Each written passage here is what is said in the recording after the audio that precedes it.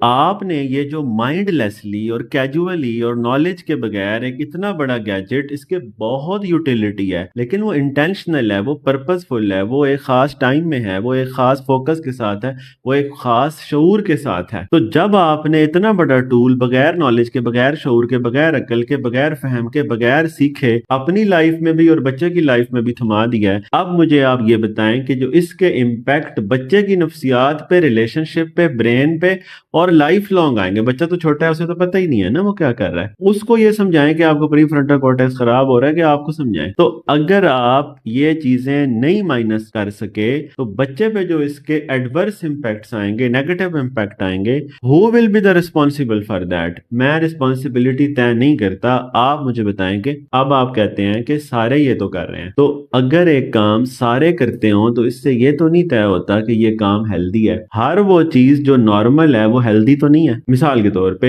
Healthy diet छोड़ के सारे फास्ट फूड पे आ जाते हैं, तो क्या ये नॉर्मल होने की वजह से हेल्दी भी होगी? चॉइस ऐसे नहीं होगा। तो पहले आपने अंडरस्टैंड करना है कि स्क्रीन के नेगेटिव इफेक्ट्स बॉडी, ब्रेन और रिलेशनशिप पे क्या है। देन फिर आपने ये देखना है कि स्क्रीन से जान कैसे छुड़वाई जाए और अल्टरनेट कैसे दिए जाए। हम चैनल पे बहुत सी वीडियोस बनाते हैं कि क्या करना चाहिए पेरेंट्स को भी, बच्चों को भी, जिनमें तफसील से बाद में बात करेंगे, जिनमें नेचर के विजिट्स हैं, जिसमें ट्रैवलिंग है, जिसमें घर पे बहुत सारे टास्क हैं जो बच्चा कर सकता है, जिनमें हेल्दी डोपामीन है जो अदर देन एडिक्टिव सब्सटेंस है। तो अब अगर बच्चा की इमोशनल नीड्स पूरी नहीं होंगी, बच्चे का अनहेल्दी लाइफस्टाइल होगा, बच्चे को समझा नहीं जाता होगा, बच्चे को छिड़का जाता रहेगा सारा दिन, बच्चे को डिसरिस्पेक्ट किया जाएगा, बच्चे को अंडरस्टैंड नहीं किया जाएगा, बच्चे की इमोशनल नीड्स को प्रोसेस नहीं किया जाएगा, या आप खुद ड्रेन है, आप खुद बरी में रहते हैं, आप खुद ड्रेन हो जाते हैं, आप खुद थक जाते हैं, आपके अपनी बॉडी में थकावट है, आपके अपने विटामिन पूरे नहीं है, तो आप बच्चे के साथ रिएक्टिव होते हैं। ये सारी चीजें बच्चे को मजबूर करती हैं कि वो स्क्रीन इस्तेमाल करे